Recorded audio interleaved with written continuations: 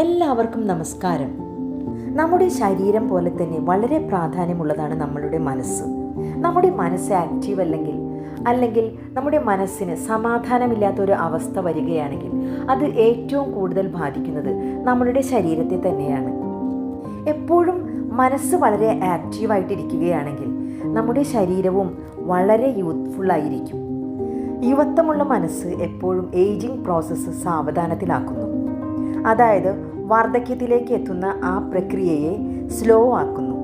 മാത്രവുമല്ല, അത് ആരോഗ്യകരമായ ഒരു ജീവിതശൈലിയിലേക്ക് നമ്മളെ നയിക്കുന്നു. നമ്മൾ ശാരീരികമായി വ്യായാമമൊന്നും ചെയ്യുന്നില്ലെങ്കിൽ അത് നമ്മുടെ ശരീരത്തെ എത്രമാത്രം പ്രതികൂലമായി ബാധിക്കുന്നുവോ അതുപോലെ തന്നെയാണ് മാനസികമായ വ്യായാമത്തിൻ്റെ അഭാവം നമ്മുടെ മനസ്സിനെ പ്രതികൂലമായി ബാധിക്കുന്നത്. എപ്പോഴും ഒരു ഹെൽത്തി ലൈഫ് സ്റ്റൈലും യുവത്വമുള്ള മനസ്സുമുണ്ടെങ്കിൽ അത് നമ്മളുടെ ഏജിങ് പ്രോസസ്സ് എപ്പോഴും സ്ലോ ആക്കും. അപ്പം നമ്മുടെ ബ്രെയിനിനെ ആക്റ്റീവാക്കി വയ്ക്കാനുള്ള കാര്യങ്ങളൊക്കെ ചെയ്യുക എന്നുള്ളതാണ് നമ്മളുടെ ഡ്യൂട്ടി. മാനസികാരോഗ്യത്തിന് നല്ല ഉറക്കം, പോഷക ഗുണമുള്ള ഭക്ഷണങ്ങൾ, ധാരാളം വെള്ളം കുടിക്കുക, ഇവയെല്ലാം അത്യാവശ്യമാണെന്ന് നമുക്ക് എല്ലാവർക്കും അറിയാവുന്ന കാര്യമാണല്ലോ. അതെല്ലാം വളരെ അത്യാവശ്യമുള്ള കാര്യങ്ങൾ തന്നെയാണ്. എങ്കിലും നമുക്ക് സിമ്പിളായിട്ട് ചെയ്യാൻ പറ്റുന്ന ഒന്ന് രണ്ട് കാര്യങ്ങൾ നോക്കാം. മനസ്സ് എപ്പോഴും വളരെ ആക്റ്റീവായിരുന്നാൽ മാത്രമേ നമുക്ക് ഓർമ്മശക്തിയൊക്കെ ഉണ്ടാവുകയുള്ളൂ.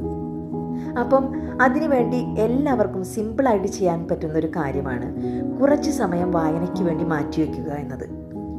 ഒരു 15 മിനിറ്റ്സ് എങ്കിലും എല്ലാ ദിവസവും നിങ്ങൾ വായനയ്ക്ക് വേണ്ടി മാറ്റിവെക്കണം. നിങ്ങളൊരു ബുക്ക് വായിച്ചു എന്നിരിക്കട്ടെ, അതിൽ നിന്ന് നിങ്ങൾക്ക് മനസ്സിലായ കാര്യങ്ങൾ ഒരു നോട്ട്ബുക്കിൽ കുറിച്ച് വയ്ക്കുക. കാരണം മെമ്മറി നിലനിർത്താൻ റീഡിങ് മാത്രമല്ല, റൈറ്റിങ്ങും കൂടി വളരെ അത്യാവശ്യമുള്ളതാണ്. ഇനി നിങ്ങൾക്ക് ചെയ്യാൻ കഴിയുന്ന മറ്റൊരു കാര്യം, ഉറങ്ങുന്നതിന് മുൻപ് ആ ദിവസം സംഭവിച്ചിട്ടുള്ള നല്ല കുറച്ച് കാര്യങ്ങൾ ഒരു നോട്ട്ബുക്കിലേക്ക് പകർത്തുക. ഇത് ഡെയിലി ചെയ്യുക. ഇത് ഓർമ്മശക്തി നിലനിർത്താൻ സഹായിക്കുന്നു. അതുപോലെ തന്നെ എപ്പോഴും ചെയ്യുന്ന കാര്യമല്ലാതെ പുതുതായി എന്തെങ്കിലും ചെയ്യാനായിട്ട് ഡെയിലി ശ്രമിക്കുക. എന്തെങ്കിലും പഠിക്കാനോ എന്തെങ്കിലും ചെയ്യാനോ ഒക്കെ ശ്രമിക്കുക. ഇനി ഇതിനൊന്നും നിങ്ങൾക്ക് സമയമില്ലെങ്കിൽ ഏറ്റവും ഈസിയായ ഒരു മെത്തേഡ് പറഞ്ഞു തരാം. രാവിലെ ഉണർന്നു കഴിഞ്ഞ് നമ്മൾ ഉറങ്ങാൻ പോകുന്ന സമയം വരെ ചെയ്തിട്ടുള്ള ഓരോ കാര്യങ്ങളും ഓർമ്മിച്ചെടുക്കുക. ഇപ്പം പറയുകയാണെങ്കിൽ നമ്മൾ ആദ്യം എഴുന്നേറ്റ് ബ്രഷ് ചെയ്യുന്നു, അത് കഴിഞ്ഞ് പ്രയർ ചെയ്യുന്നു, ചിലർ മെഡിറ്റേഷൻ ചെയ്യുന്നു. അങ്ങനെ ഓരോന്നായിട്ട് 1 by 1 ആയിട്ട് ഓർത്തെടുക്കുക. ആദ്യത്തെ കുറച്ച് ദിവസം എല്ലാ കാര്യങ്ങളും ഓർത്തെടുക്കാൻ സാധിക്കണമെന്നില്ല, പക്ഷേ ക്രമേണ അത് വളരെ ക്ലിയർ ആയിട്ട് നിങ്ങളുടെ മനസ്സിലേക്ക് വരും.